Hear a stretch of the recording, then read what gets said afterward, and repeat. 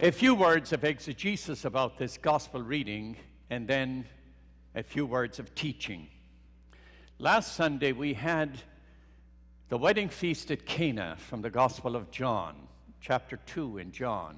You will remember that. And in the Gospel of John, this was the inauguration of the public life of Christ. In today's Gospel, the substance of this text comes from chapter 4 in Luke, and this is Luke's version of the inauguration of the public life of Christ. He goes to Nazareth, where he grew up, and he enters the synagogue as was his custom. Devout Jew, he enters the synagogue. He stands up to read. They always stood to read. He was handed the scroll of the prophet Isaiah, and he read this passage, which comes from the 61st chapter of Isaiah and some from chapter 58, the second half of the book of the prophet Isaiah. And after he has read it, he sat down. The rabbi always sits when he teaches, which is the origin of our chair of medicine, theology, or that's the teaching chair of the rabbi. So he sat down, and their eyes looked intently upon him.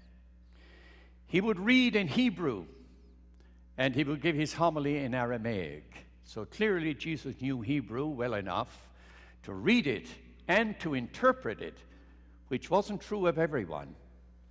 Many of the people did not understand very well the Hebrew language. They spoke Aramaic, so he would give his homily in Aramaic. Notice that the Spirit of the Lord is upon him, he says here from the prophet Isaiah. And then he goes on to give this homiletic reflection on this text from Isaiah. And if you read on in this gospel, you will see their first impression was very positive. Said, wonder, this man from our hometown is preaching with such inspiration and insight. The first reaction is very positive. And then he goes on to say, however, God's visitation is not just for the Jewish people. God's invitation is for all people. And he goes on to quote two events out of the Old Testament, how God visited the Gentile world, blessed the Gentile world. Their reaction to this is violent. Their religious conviction and their tradition will not allow this.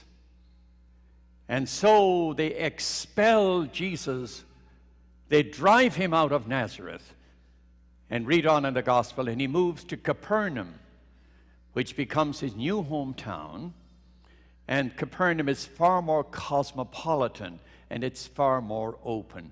Many of you have been to Capernaum in your journey to the Holy Land. It was on the Via Maris, a major trading between Alexandria in Egypt and Damascus, and therefore it had a very mixed gathering of people, many religions, many languages, and it was far more open and cosmopolitan. Jesus moves to Capernaum. Thereafter, this will become his adopted hometown.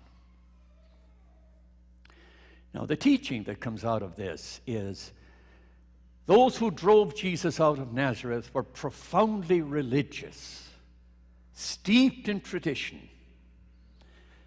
And it shows us, first of all, the tyranny of certainty.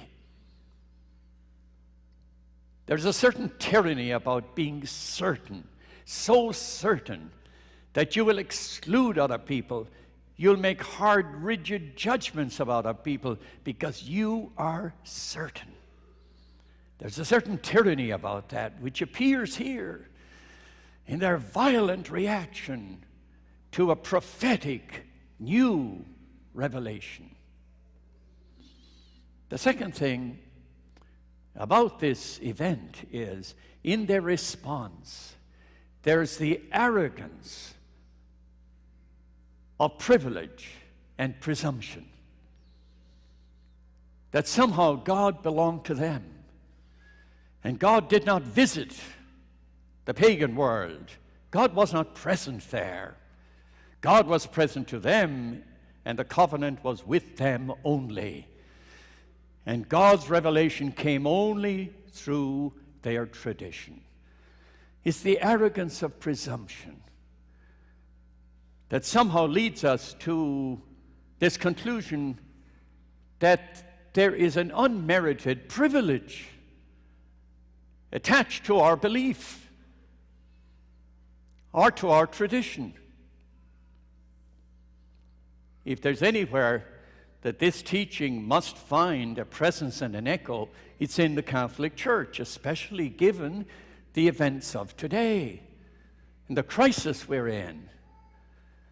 The arrogance of presumption, this sense of such supreme conviction that we have the answers and everybody else must respond to the power and the authority of the moment.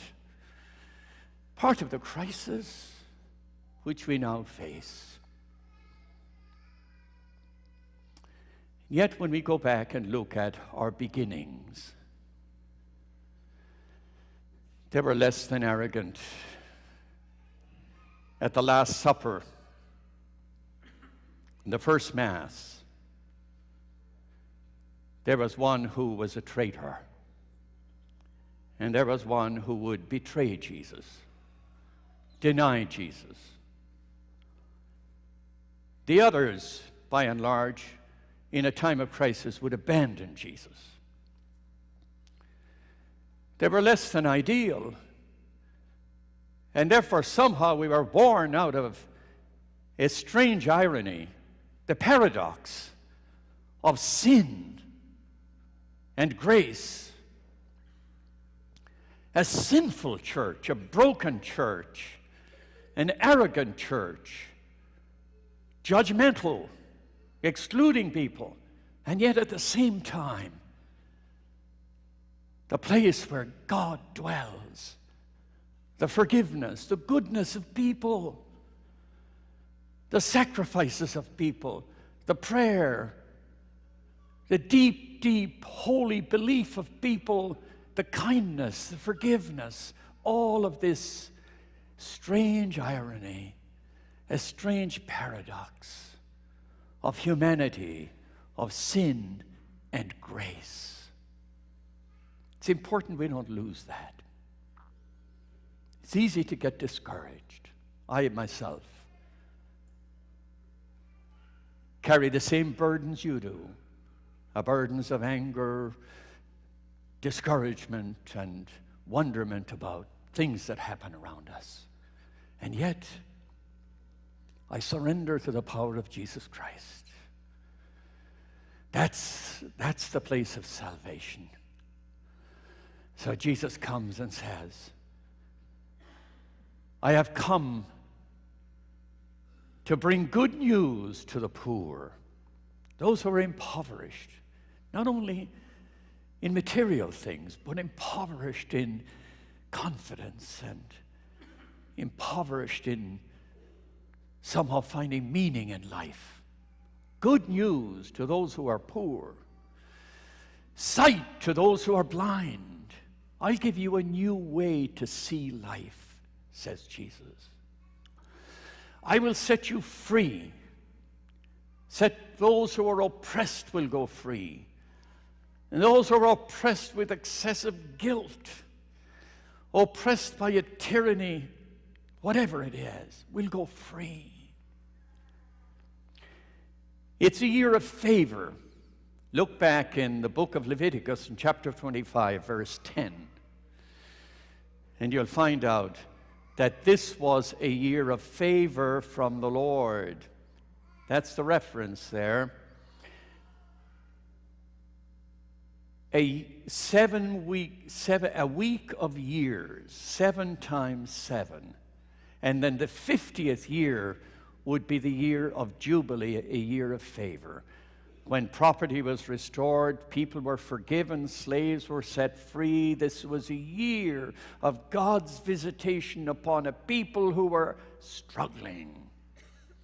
And Jesus says, this is a year of favor from the Lord. And this prophecy is fulfilled in your presence for us, now, today. And finally, there is a mantra which is part of the preaching of Jesus in chapter 8 in the Gospel of John. Chapter 8, verse 30. And there Jesus said to his followers, if you follow my teaching, you will truly be my disciples, and you will know the truth, and the truth will set you free. Only the truth will set you free. And this will happen in a year of favor from the Lord. And this prophecy, my friends, is fulfilled in our presence today.